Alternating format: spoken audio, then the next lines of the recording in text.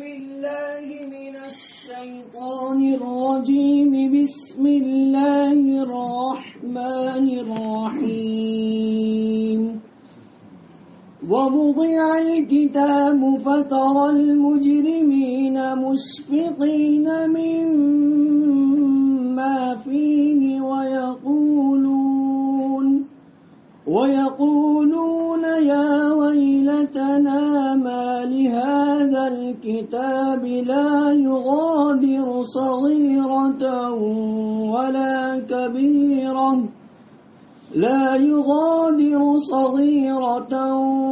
ولا كبيرة إلا أحصاها ووجدوا ما عملوا حاضرا ولا يظلم ربك أحدا. صدق الله العظيم.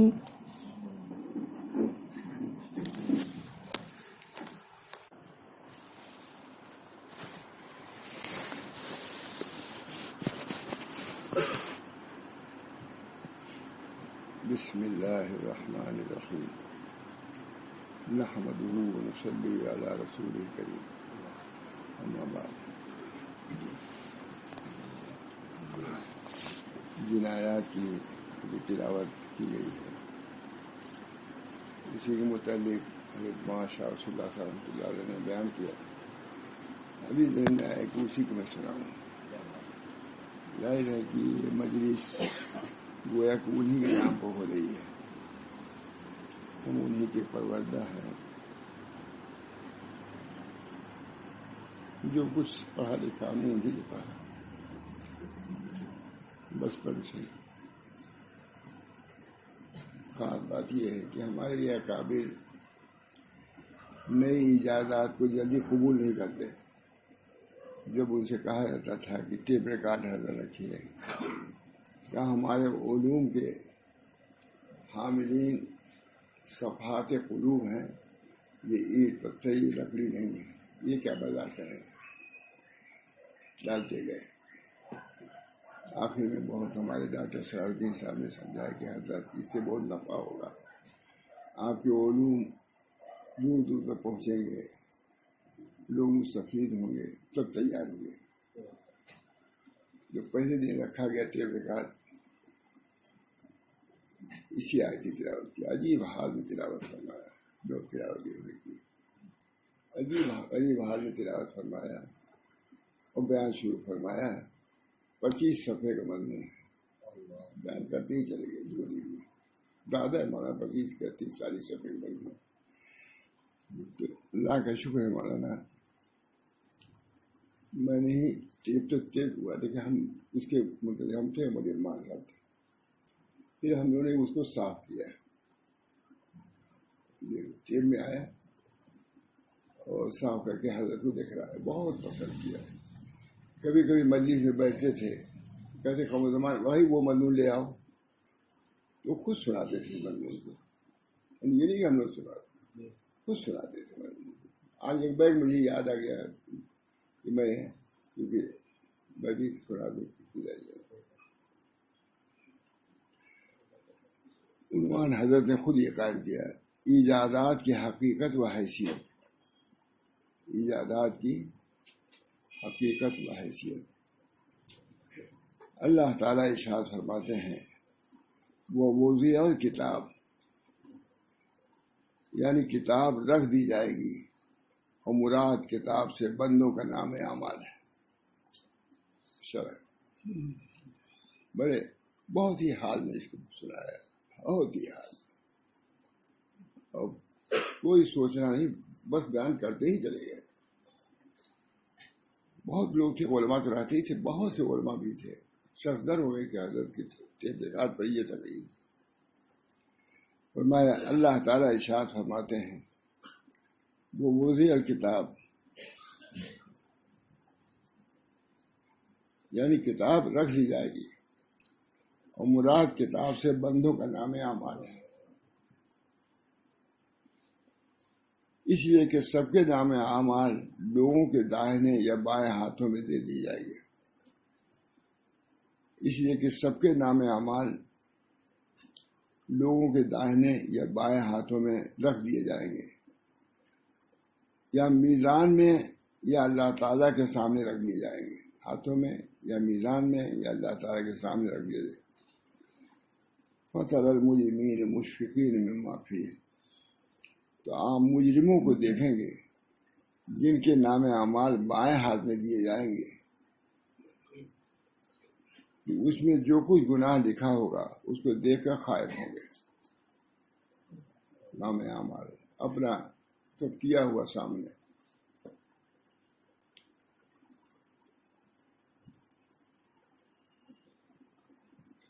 جو کچھ گناہ کیا ہوگا اس کو دیکھ کر خائف ہوں گے۔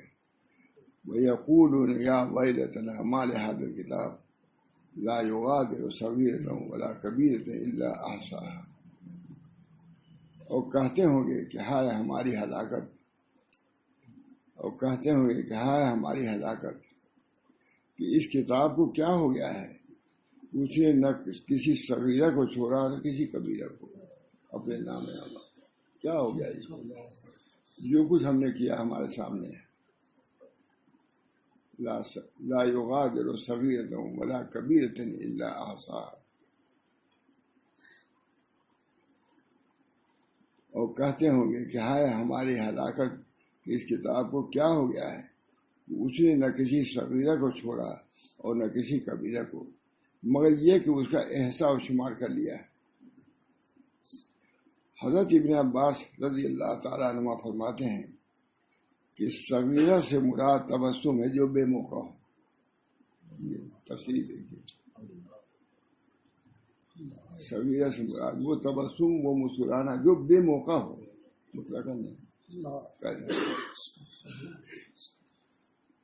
صغیرہ سے مراد وہ تبسم ہے جو بے موقع ہو، اور کبیرہ سے مراد کہا ہے جو بے موقع، ان کو بے موقع نہیں ہے، صرف کہا۔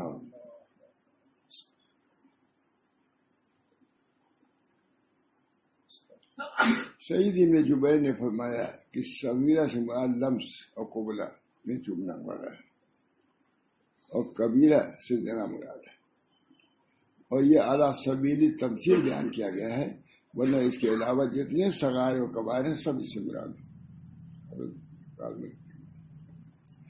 سہل ابن سعد سے روایت ہے کہ ارشاد فرمایا رسول اللہ صلی اللہ علیہ وسلم نے کہ حقیر سے حقیر گناہوں سے بچو۔ سہل ابن سعد سے روایت ہے کہ ارشاد فرمایا رسول اللہ صلی اللہ علیہ وسلم نے کہ حقیر سے حقیر گناہوں سے بچو، اس لیے کہ یہ بھی موبقات یعنی مہلکات میں سے ہیں۔ حضرت تھانی فرماتے ہیں میں صغیرہ کبیرہ کیا لیے ہو، تمہارے مال کو جلانے کے لیے تو چنگاری بھی کافی ہے۔ کھلیان جلتے ہوئے ہم نے دیکھا ریل سے، کیا ہوا ایک دیسائی کی کانٹی چھوڑ دیا، سب پر جل گیا۔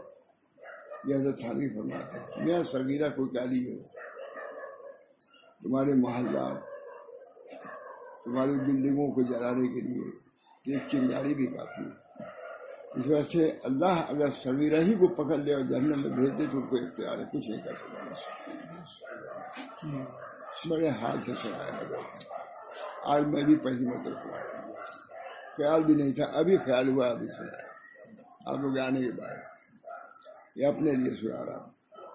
حضرت حبیب کو سناتے تھے، ہم مخاطب رہتے تھے۔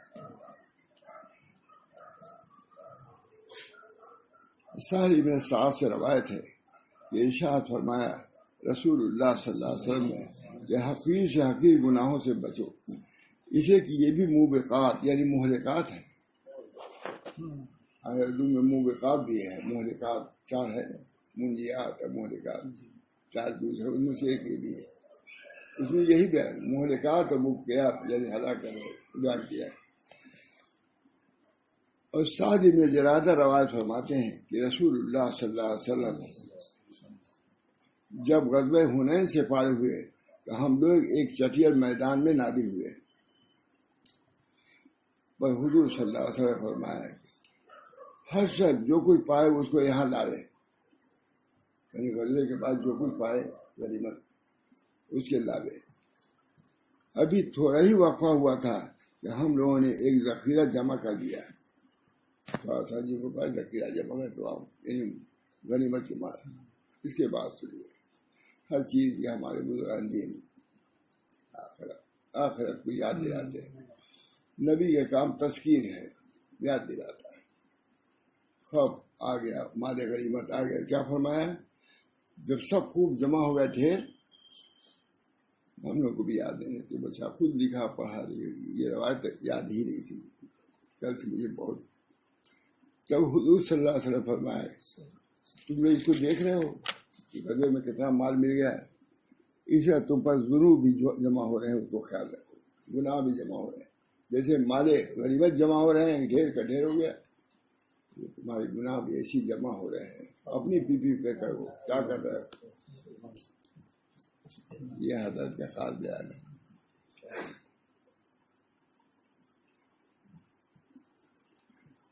وہ بھی جمع ہو گئے. جیسے تم لوگوں نے اس مال کو جمع کیا، اسے سمجھ لو کہ ایسے تم گناہوں کو جمع کر رہے ہو، سب سامنے آنے والا ہے. لہذا چاہیے کہ ہر شخص اللہ تعالیٰ سے ڈرے. یہ حضور فرما رہے ہیں.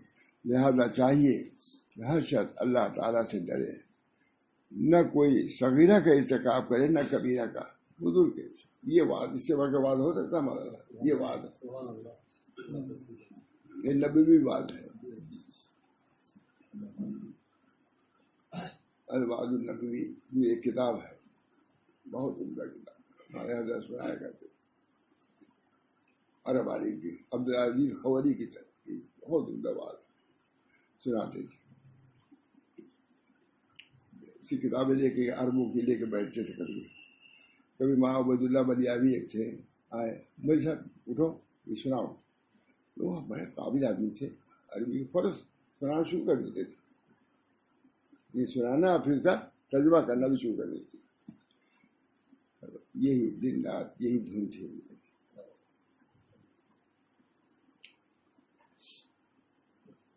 لہذا چاہیے کہ ہر شخص اللہ تعالیٰ سے ڈرے، نہ کوئی صغیرہ کا ارتکاب کرے اور نہ کبیرہ کا. بڑی آنکھوں کی حفاظت کی بڑی فکر. آنکھوں کی حفاظت کرو. آنکھوں بہت اس کا اہتمام تھا. بہت بازار ہم لوگ جاتے تھے، جب تک آ نہیں جاتے چین نہیں، کھانا نہیں کھاتے تھے. بھائی دیکھو موبائل گئے ہیں باہر، بازار کسی وجہ سے جاتے ہی آدمی 11 بجے کھانا کھاتے تھے. ہم لوگ نہیں پہنچتے تھے تو کھاتے ہی نہیں تھے. باہر آ جائے تب کھاؤں. ہمارے کتنے میں پڑ جائے گا. ڈر، خوف، خشیت خود اپنے کو کرتے. اصلاح کی فکر اللہ تعالیٰ اس کو کیا بیان کروں، یہ دن یہ رہ جائے گا. اس لیے اس سب کا شمار ایسا وہ وجدوا ما عملوا حاضر، اور جو کچھ انہوں نے دنیا میں کیا تھا وہ سب لکھا ہوا موجود پائیں گے. اور آپ کا رب کسی پر ظلم نہ کرے گا. یہ نہیں کہ جمع کر رہا ہے تو ظلم کرنے کے لیے نہیں، وہ تو وہی میں تم اپنے اوپر ظلم کر رہے ہو. یہ تمہارے ظلم کا تم پر یہ نتیجہ ہے. خدا ظلم نہیں کرتا. اور آپ کا رب کسی پر ظلم نہ کرے گا.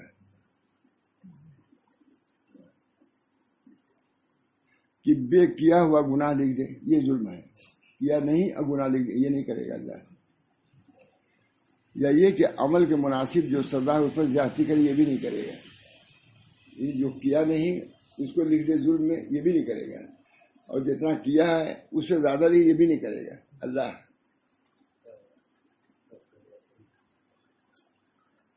کرامن کاتبین میں نے بتلایا تھا، مجھے کرا رہا بہت علماء تھے لوگ کرامن کاتبین یعلمون ما تفعلون.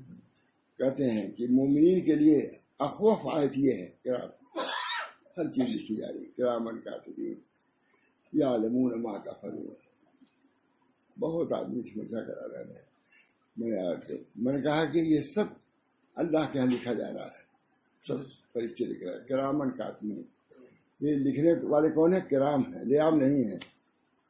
یہاں کچھ ایسے بھی لکھنے والے ہوں گے جو کاتبین تو ہیں لیکن کرام نہیں ہے، لیام ہے. معلوم کیا لکھ دیں، ہم جو بیان کر رہے ہیں. بہت تعجب ہو. ہمارا عبداللہ کابوری وغیرہ تھے، मैंने किरामन कातिबीन قید لگی ہوئی ہے, لکھنے والے ہیں لیکن وہ شریف لوگ ہیں, لئیم نہیں ہیں, کیونکہ ایسا بھی ہو سکتا ہے کہ ہم کچھ کر رہے ہیں لکھا جائے کچھ. رسول اللہ صلی اللہ علیہ وسلم نے ارشاد فرمایا کہ قیامت کے دن 3 پیشیاں ہوں گی, ایک تو جدال کی, دوسرے معاذیر کی, تیسرے پیشی میں صحف کا تطایر ہوگا, اڑا دیا جائے گا, ہاتھ میں نہیں اڑا دیا گیا, یہ غبارہ اڑا دیا, یہ مثال کے طور پر غلط ہوگا, اس سے کیا نسبت, اڑا دیے جائیں گے. نیکوں کے نام ہمارا ان کو وہاں پہنچ جائے گے, بدوں کو اڑنے کو, یعنی نام اعمال اڑا کر آپ سے آپ لوگوں کے ہاتھوں میں پہنچا دیا جائے گا, اڑ کر کے سب کے نام دیا نہیں جائے گا, بس کوئی دائیں ہاتھ میں لے گا, کوئی بائیں. حکیم ترمذی فرماتے ہیں کہ جدال کفار و آدا کے لیے ہوگا, وہ لوگ اپنے رب کے عدم معرفت کی وجہ سے جدال کریں گے کہ شاید اس کی وجہ سے نجات کو, وہاں بھی جھگڑا کریں گے, جدال کریں گے تاکہ شاید نجات پا جائے, جھگڑا کر کے پار جاتے ہیں. یہاں تو یہ ہے, وہ قتل بھی کرتے ہیں,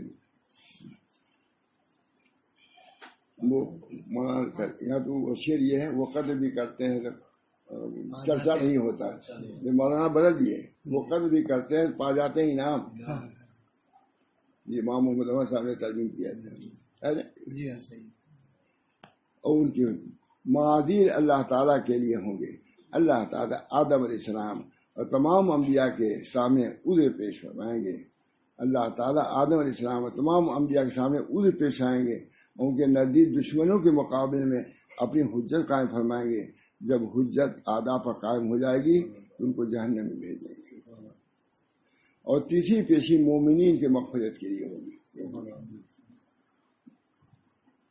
ان پر خلوت میں مزید عطاب فرمائیں گے تاکہ حیا اور خجالت کا وہ بال چکھیں. اللہ تعالیٰ تنہائی میں کہیں گے تم نے ہماری نافرمانی کیا, نالائق ہو, اور ان پر خلوت میں مزید عطاب فرمائیں گے تاکہ حیا اور خجالت کا وہ بال چکھیں, پھر ان کی مغفرت فرما دیں گے. بس اتنی ان کی سزا ہوگی کہ شرمندگی ہو جائے گی, خجالت ہو جائے گی, اور ان سے راضی ہو جائے گی اللہ تعالیٰ. اب یہ سب پیشیاں بھی کہاں کسی کے ذہن میں, یہ پیشی ہوگی, یہ پیشی ہوگی, پھر ان کو مغفرت فرمائیں گے اور ان سے راضی ہو جائیں گے. بعض روایتوں میں ہے کہ بعض مومنین کو گناہوں سے اس قدر خجالت ہوگی کہ بے ہوش ہو جائیں گے. اللہ کہیں گے میں تمہارا رب, تم میرا بندہ, گناہ میری نافرمانی کرتا تھا, فرمائیں گے. بعض مومنین کو گناہوں سے اس قدر خجالت ہوگی کہ بے ہوش ہو جائیں گے. علامہ شعرانی واقع فرماتے ہیں قیامت دن اللہ تعالیٰ کے سامنے تو اس طرح پیشی ہوگی جیسے لشکری بادشاہ کے سامنے پیش ہوتے ہیں. تو بندہ اللہ تعالیٰ کے سامنے کھڑا کیا جائے گا. یہ واقعی تو جواہر, یہ سب مواہب میں سے علوم ہے, جیسا کہ اللہ تعالیٰ کی جلال کے لائق ہے لشکری. اور اس بندے سے جس طور پر اللہ تعالیٰ ارادہ فرمائیں گے سوال کریں گے, بس کیا حال ہوگا اس موقف کا جس میں چہروں کے گوشت اللہ تعالیٰ سے حیا اور خجالت کی وجہ سے کٹ کر کے گرنے لگیں گے. اللہ میں رب کریم تمہارا, تو بندہ رہی نالائق ہماری تو نافرمانی کرتا تھا, اتنی شرمندگی ہوگی جو گوشت کٹ کر گی. تفسیر مظہری میں ہے, اسی کو سب سنایا, سناتے چلے گئے. تفسیر مظہری ہم لوگ رہتے تھے فوراً کتابیں دیتے تھے, وہ لے آؤ, بس وہ لے آؤ اور دینا ہے, کہتے بھی نہیں تھے کہ کون کتاب لے آؤ. تفسیر مظہری میں ہے کہ حضرت انس رسول اللہ صلی اللہ علیہ وسلم سے روایت فرماتے ہیں کہ عام ارشاد فرمایا کہ تمام نام اعمال تحت عرش ہوں گے. جب موقف ہوگا تو اللہ تعالیٰ ایک ہوا کو بھیجیں گے, وہ ان کو دائیں اور بائیں ہاتھوں میں پہنچا دی جائے گی. اول شے اس میں یہ مکتوب ہوگا اقرا کتاب کا کفا بنفسک یوم علیک حسیبا. یہ چیز لکھا ہوا, اب اپنی کتاب کو پڑھو. ہم سے لوگ کہتے ہیں سوانے لکھو، کیا سوانے لکھو؟ فام امن اوتیہ کتاب بیمینہ فیقول ہاؤ اقرؤ کتابیہ، نام اعمال ہے قیامت میں ہم دے دیں گے، جب داہنے ہاتھ میں آئے گا تو کیا دعا کیجیے۔ اقرا کتاب کفا بنفسک الیوم علیک حسیبا، یعنی اپنی اس کتاب کو پڑھو، آج کے دن تم خود اپنا حساب کرنے کے لیے کافی، تم خود سمجھ لو تم کیا تھے، کیا کیا کر کے آئے۔ قتادہ سے روایت ہے کہ جو لوگ دنیا میں قاری نہیں ہیں اس دن وہ لوگ بھی اس کو پڑھیں گے، جو پڑھنا نہیں جانتے اللہ کو کیا۔ میں نے خاص طور سے آیت اس لیے پڑھی ہے، دیکھ اب حضرت فرما رہے ہیں اس کے بعد، میں نے خاص طور سے یہ آیت اس لیے پڑھی ہے کہ آپ لوگوں کو یہ بتاؤں کہ آپ کے ہر بات کا احساس ہو رہا ہے، اور فرشتے اس کو قلم بند کرتے چلے جا رہے ہیں، اس لیے میں نے سنائی آئی، اور قیامت دن سب آپ کے سامنے کھول دیے جائیں گے، اور آپ کا سب کیا دھرا ہر بات آپ کے سامنے آ جائے گی۔ حضرت بہت عالم، مگر ہم لوگوں کو اس کی طرح التفات نہیں، اور نہ اس کو کچھ عجیب و غریب سمجھتے ہیں۔ آواز کے ضبط کرنے کا ایک آلہ آ گیا ہے، اب آگے آلہ پر سنا کر کے اب ٹیپ نکالتا ہے، آواز کے ضبط کرنے کا ایک آلہ آ گیا ہے، اس میں ہر بات ضبط ہو رہی ہے۔ جب سے وہ آ گیا ہے سب لوگ بہت خوش ہیں، یہ انداز تھا ان کا، اور دھوم مچی ہوئی ہے، یہ کتنی عجیب و غریب چیز آ گئی ہے، مگر افسوس کی بات ہے کہ فرشتے جو ضبط کر رہے ہیں اس کی فکر نہیں ہے۔ یہی شرارت 25 صفحے نیچے کو بیان کیا ہے، مگر فرشتے جو ضبط کر رہے ہیں اور آپ کے ہر بات لکھے جا رہے ہیں، جس کو اللہ تعالیٰ نے قرآن میں بیان فرمایا ہے، اس کو ذرا بھی عجیب نہیں سمجھتے۔ لا یغادر صغیرۃ ولا کبیرۃ الا احصاها، کبھی فرماتے تھے یہ تو اتنا بیوقوف ہے کہ کھانسی بھی ضبط کر لیتا ہے، یہ خدا کا جو ضبط کیا ہوا اس میں لغو بات نہیں ہے، اس پر تو اعتماد ہے، بے موقع چیز ضبط کر رہا ہے، اب خدا کا جو ضبط کرتا ہے اس میں تم کو کچھ فکر نہیں ہوتی۔ آخر ہو کیا گیا ہے، یہ ہے انداز، آخر ہو کیا گیا ہے کہ اللہ تعالیٰ نہایت شد و مست سے قرآن میں قیامت کا بیان فرما رہے ہیں، مگر ہم لوگ ان سب باتوں سے غافل ہیں، ہم کو یہ چیزیں عجیب نہیں معلوم ہوتی، اللہ کے یہاں ضبط ہو رہا ہے یہ ہم کو عجیب نہیں معلوم ہوتی۔ کس قدر تعجب کی بات ہے، یہ اعلیٰ انگریزوں کی ایجاد ہے جس کو اب کے لوگ بہت بڑی کامیابی اور ترقی سمجھتے ہیں، مگر اپنے اسلاف کے احوال سے واقف نہیں ہے کہ انہوں نے اللہ تعالیٰ کی اطاعت کی تو ان سے کیسی کیسی باتیں صادر ہوئی کچھ پتہ نہیں۔ انہوں نے محنت کیا تو یہ بنایا، ان حضرات نے مجاہدات اور ریاضات کیا تو کیا پایا، وہ آگے بیان کر رہا ہے، جو آج کل کے لوگوں کے وہم و گمان میں بھی نہیں آ سکتی، جو ہمارے اکابر کو ملا ہے۔ کیسے میں بیان کرتا ہوں ارباح ثلاثہ وغیرہ سے، حکایات سے، جو کہتے ہیں یہ کہاں بیان کرتے ہیں، میں نے کہا دیکھو امیر روایت پڑھے ہو کہ بند کے ہو لیا اپنے بزرگوں کے احوال اس میں جمع پڑھے ہو، کہا نہیں تب تم کو کیا معلوم ہوگا، ارے بن جاؤ آؤ اس سے کچھ نہیں ہوگا، اپنے اکابر کے پیش نظر۔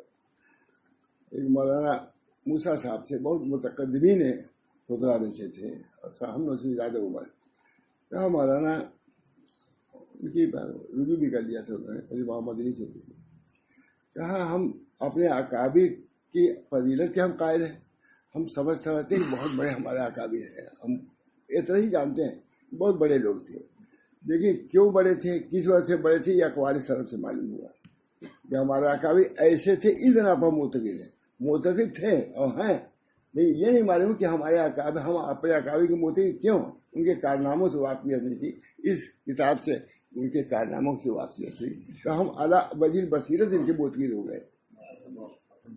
امیر کہتا ہے آپ لوگ سامنے بھی کہتا ہوں، لوگ پوچھتے ہیں حضرت یہ کہاں بیان کرتے ہیں، ارے یعقوب صاحب دیکھ مان کتنا لکھتے تھے، کتنا پڑھا مولانا نے جو لکھا ہے، امیر روایات ہے، حکایات ہیں، پڑھا آپ نے کبھی، کہا نہیں، ہم لوگ سامنے ضرورت رہتی ہے، وہ پڑھتے ہیں، اپنے اکابر کی سیرت کو ہم سمجھتے ہیں، یہ تھے بھائی یعقوب صاحب، یہ تھے سکول ہند، یہ تھے پڑھا، یہ پڑھا، اب جانتے ہیں دن رات پڑھتے بھی اپنے اکابر۔ سچ کہتا ہوں میں دیوبند گیا تو وہاں کے لوگوں کے حالات بیان کیا کرتا رہا، کہتے ہی ہو. تو طلبا نے کہا کہ مولانا ہم لوگ دیوبند میں تو ہیں، لیکن دیوبند کے علماء کی تاریخ آج تک ہم نہیں جانے، کوئی نام ہی نہیں دیتا انہوں اکابر کا. میں نے کہا یہ بخاری کے حاشیے پر نہیں ملے گا، یہ امیر الروایات میں ملے گا، اس کو بھی پڑھنا ضروری ہے.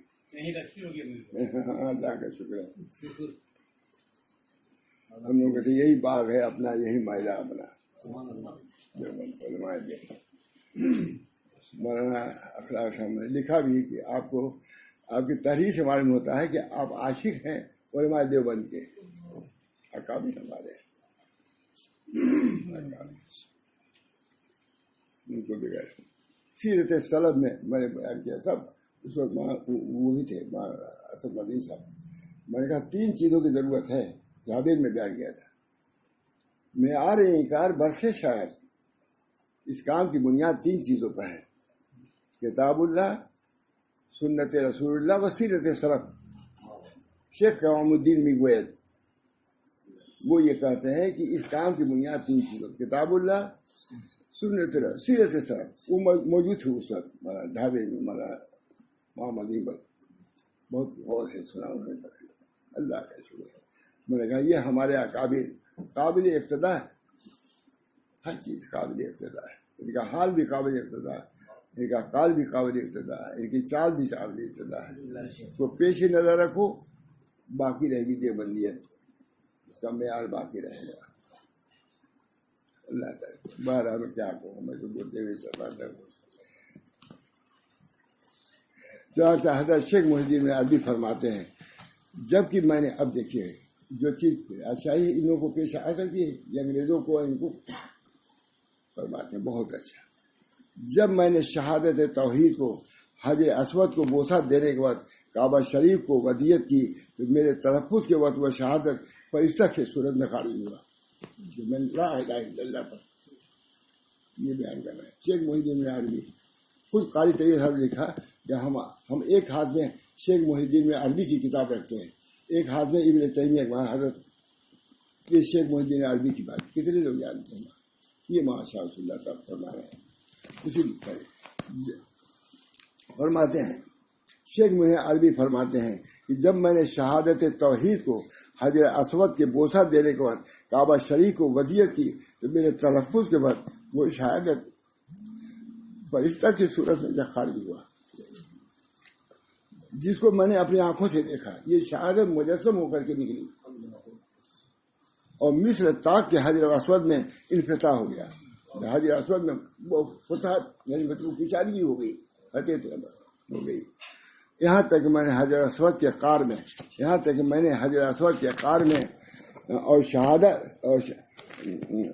اور شہادت مصر کعبہ کے وسیع ہو گئی. شہادت ہماری مصر کعبہ کے وسیع ہو گئی اور وہ قار حجر میں مستقر ہو گئی، یعنی وہ پتھر کے میں، اور حجر اسود اس پر بالکل ڈھک گیا.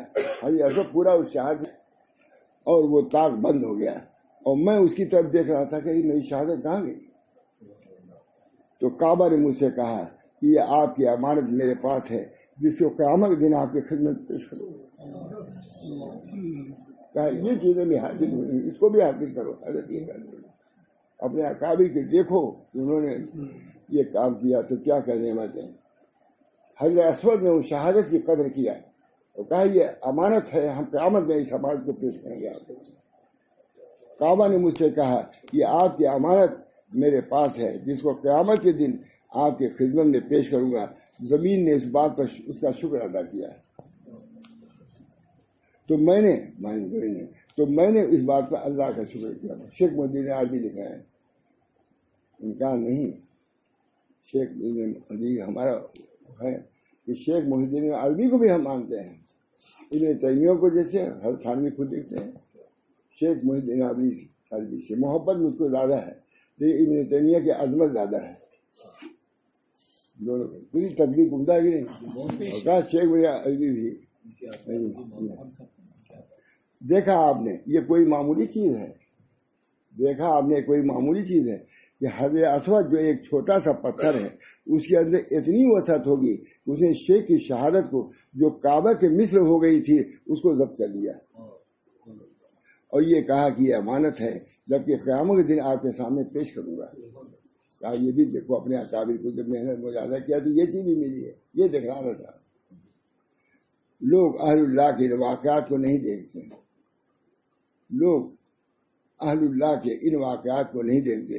لندن اور امریکہ کے شاگرد ہو گئے ہیں، یہ بہت لندن اور امریکہ کے شاگرد ہو گئے، مگر کب تک ان کی شاگردی کرو گے؟ رسول اللہ صلی اللہ علیہ وسلم کی آخر کب شاگردی اختیار کرو گے؟ چند خانی حکمت یونانیہ، حکمت ایمانیہ رحم بخا، ایمان والوں کو بھی حکمت پڑھو، کب تک ان لوگوں کے اس پیچھے گھومو گے؟ چند خانی حکمت یونانیہ، حکمت ایمانیہ رحم بخا۔ سنیے، یہ اعلیٰ اپنے نوعیت کے اعتبار سے ایک بڑی چیز سمجھی جاتی ہے، ٹھیک ہے؟ آج کل کے عقلاء اس کو بڑی کامیابی سمجھتے ہیں، ساری دنیا اس کی طرح راغب ہے اور ان ایجادات کو انتہائی ترقی اور عروج سمجھتے ہیں، مگر میں اس کی حیثیت اور حقیقت بیان کرتا ہوں، شاید آپ لوگوں کو سمجھ میں آ جائے۔ یہ اعلیٰ آپ کا شاگرد ہے، آپ اصل ہیں اور یہ فرع ہے۔ یہ اعلیٰ آپ کا شاگرد ہے، آپ کو بنایا ہوا ہے، آپ اصل ہے اور یہ فرع۔ آپ معلم ہے، یہ متعلم، اس کے اندر کوئی ذاتی صلاحیت نہیں ہے۔ جیسے اور جمادات ہیں ویسے یہ بھی ہے، جو بالکل بے حس و حرکت ہے، حیوانات سے بھی اس کا درجہ کم ہے۔ دیکھیے درجہ کم ہے، جیسے کہ تپائی ہے، اس کو جہاں چاہے رکھ دیں، اس پر کتاب رکھیں یا اور کوئی چیز رکھ دیں، آپ کے اختیار ہے، اس کے اندر کوئی قدرت و اختیار نہیں ہے، آپ کی وہ مملوک ہے، آپ اس کے مالک ہیں، جیسے چاہیں اس پر تصرف کر سکتے ہیں۔ اس طرح یہ بھی آپ کے بالکل تابع ہے، جب آپ کی زبان تکلم کرے گی جبھی اس کے اندر کلام ضبط ہوگا، یہ کچھ نہیں ہے، آپ جو بولیں گے وہ ضبط کرے گا، آپ کے تابع ہے یہ۔ اور اگر زبان ساکت ہو جائے پھر یہ بھی بالکل بیکار، کچھ نہیں۔ آواز ضبط کرنے کے بھی بہت سے قواعد و ضوابط ہیں، جب انہیں قواعد سے آپ اس کو چلائیں گے تب کلام ضبط ہوگا، ورنہ نہیں۔ غرض یہ ہر طرح سے آپ کے تابع ہے اور آپ کا محتاج ہے۔ جب یہ ثابت ہو گیا تو سمجھیے کہ آپ کے شاگرد انسان جن کو آپ سکھا پڑھا رہے ہیں اس آلے سے کہیں افضل والا ہے۔ جو آپ جن کو پڑھا رہے ہیں اس آلے کی حیثیت کوئی نہیں، یہ جو شاگرد جن کو پڑھا رہے ہیں ان کی حیثیت زیادہ بڑی ہے اس آلے کی، اس آلے سے کہیں، یہ شاگرد آپ کے اس آلے سے کہیں افضل، اس لیے کہ یہ آلہ محض آواز کو ضبط کرتا ہے، مگر آپ کے شاگرد آپ کے علوم کو اپنے سینوں میں محفوظ کر رہے ہیں۔ ان کی وقت ہے، اس کی کیا وقت ہے؟ بہت اس پر کلام۔ اب دیکھیے، یہ آپ کے شاگرد آپ کے علوم کو اپنے سینوں میں محفوظ کر رہے ہیں اور علوم کو دوسری جگہ پہنچا سکتے ہیں۔ میں اس آلے کی حیثیت ایک بچے سے بھی کم سمجھتا ہوں، اس لیے کہ اس کو پڑھایا جاتا ہے تو چونکہ قدر سے ہم کسی قدر فہم تو ہے جس کی وجہ سے وہ باتوں کو سمجھتا ہے اور وہ موقع بے موقع کی باتوں کو فرق کرتا ہے، اور آپ کا سکھلانا اس کے علمی ترقی کا موجب ہوتا ہے، مگر اس آلے کو کیا کہا جائے، بالکل ہی بے سمجھ بے شعور ہے۔ جو بات کہتا ہوں ضبط کر لیتا ہے، حتیٰ کہ کھانسی وغیرہ کو بھی ضبط کرتا ہے، اس کو نہیں سمجھنے کی کون ضبط کرے کون نہ کرے۔ بس اس آلے کی مثال اس صندوق جیسی ہے جس میں روپیہ رکھا ہو تو ظاہر کہ اس کی وجہ سے اس صندوق کے اندر کوئی شرف و فضیلت نہیں آتی، بینی اسی طرح کلام کی حکایت کرنے والی کی وجہ سے اس آلے کے اندر کیا شرف حاصل ہوگا، اس لیے کہ اصل شرف تو ماں کے انہو ہے، اس سے خالی ہوتا ہے۔ سنیے، تعلیم و تربیت کے لیے جو طریقہ انبیاء علیہ الصلوۃ والسلام نے اختیار فرمایا وہی نافع و مفید ہے، اس سے کام بنے گا۔ تعلیم و تربیت کے لیے جو طریقہ انبیاء علیہ الصلوۃ والسلام نے اختیار فرمایا وہی نافع و مفید ہے، اس سے بڑھ کر کوئی شے نافع ہو ہی نہیں سکتی، اس لیے کہ اگر کوئی چیز اس سے زیادہ مفید ہوتی تو اللہ تعالیٰ اپنے انبیاء کو ضرور اس کی تعلیم فرماتے ہیں، اور وہ طریقہ یہ ہے کہ لسان سے علوم کو پہنچایا جائے یا ان کو کتاب میں لکھ دیا جائے۔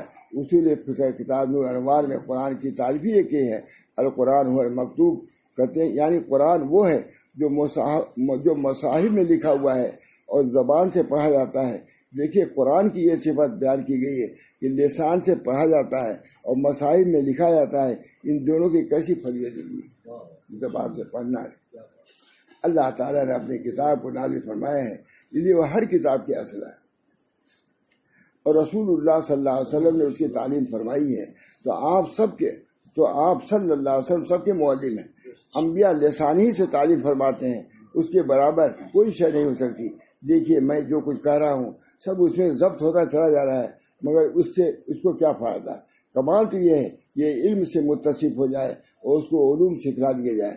اکابر نے تعلیم تربیت کر کے لوگوں کو خلیفہ بنایا ہے، اس کو کوئی تھوڑے خلیفہ بنایا ہے، کہتے ہیں اکابر نے تعلیم و تربیت کر کے لوگوں کو خلیفہ بنایا ہے، اور سب سے پہلے اللہ تعالیٰ نے آدم علیہ السلام کو خلیفہ بنایا ہے۔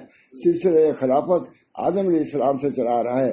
اللہ تعالیٰ نے آدم علیہ السلام کو تمام اسما سکھلائے، چمچہ، ڈوئی، نیز اور چھوٹی چھوٹی چیزوں کی تعلیم دیا، اور آدم علیہ السلام نے ان سب کو سیکھ لیا، تب خلافت کے حال ہوئے، اور ملائکہ چونکہ اس کے سیکھنے سے عاجز تھے، اس کے اندر وہ صفت پیدا نہیں ہوئی کہ وہ سیکھیں، اسی اللہ تعالیٰ کی خلافت کے مستحق اور اہل نہیں کرا پائے۔ اسی طرح اس اعلیٰ کو کوئی اپنا خلیفہ نہیں بنا سکتا، یہ تو بالکل عاجز و بے اختیار ہے۔ ہم بول رہے ہیں، قرآن حدیث کی باتیں کر رہے ہیں، اس کو ضبط کر رہا ہے، اور ابھی کوئی کفر و فسق کی باتیں کرنے لگے تو اس کو بھی ضبط کر لے گا، کوئی فرق نہیں ہوگا۔ تو اس کا کیا شرط نکلا؟ جس کو اتنی تمیز نہ ہو اس کو کیا اہمیت دیتے ہو؟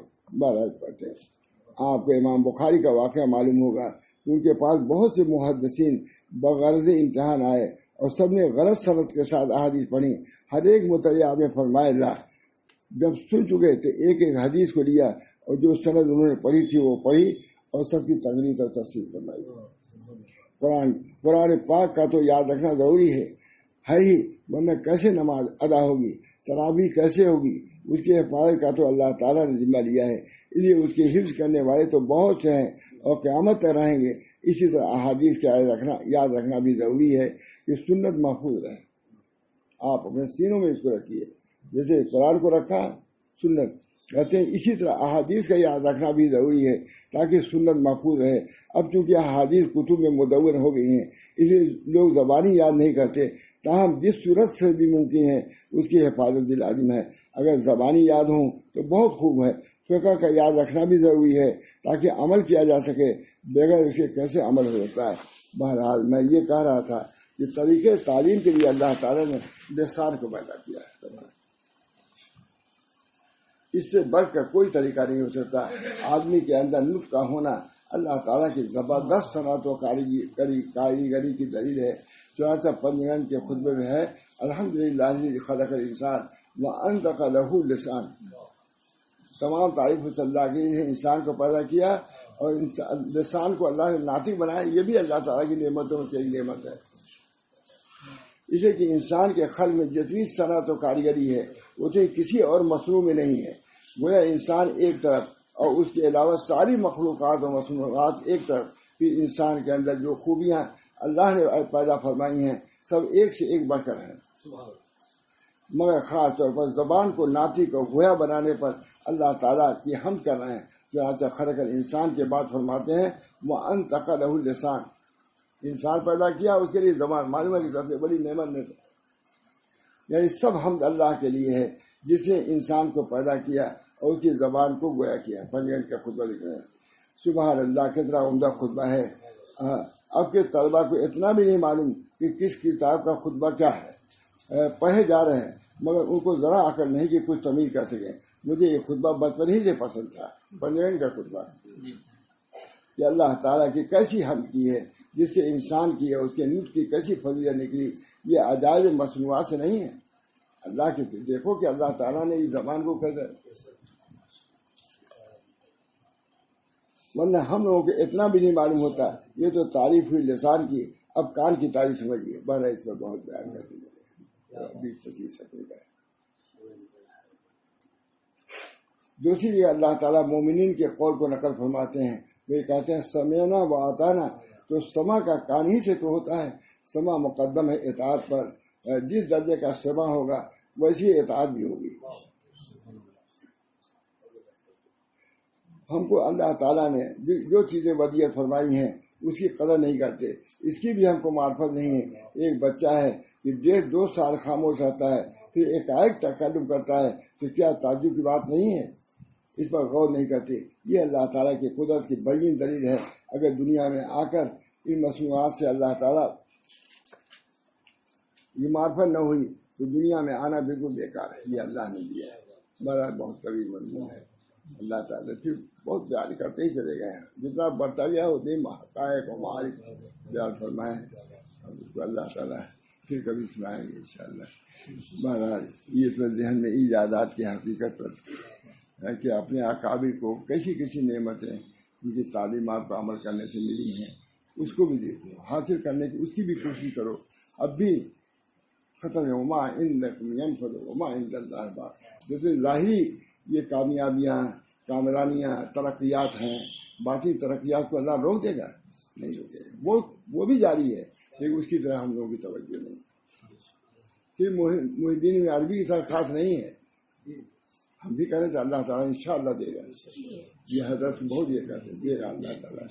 اسی پر پوری توجہ دلائی ہے کہ تم اس پر محنت کرو. انہوں نے وہ محنت کیا تھا کہ بیکار بنایا. تم اس پر محنت کرو تو محی الدین عربی کا حال بھی تم کو بھی مل سکتا ہے. بارہ اللہ تعالیٰ دعا کیجیے اللہ تعالیٰ مجھے بھی کہنے سننے جو فائدہ عطا فرمائے اور مجھ کو بھی توجہ ہو. میرے اہل و عیال جتنے لوگ آتے ہیں جاتے ہیں سب کو باطن کی طرف توجہ ہو. تعمیر ظاہر اور باطن.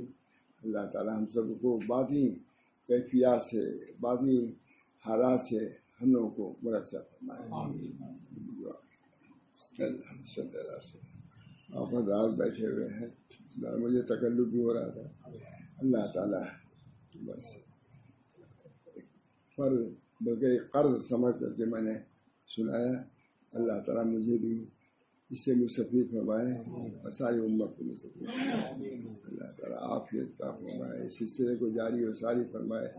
اخلاص کے ساتھ جاری فرمائے اور اس کے ثمرات سے دنیا میں آخرت میں بھی ہم سب لوگوں کو منتفع فرمائے. ربنا تقبل منا انک انت السمیع العلیم برحمتک یا ارحم الراحمین. محمد سید نبی کریم صلی اللہ تعالی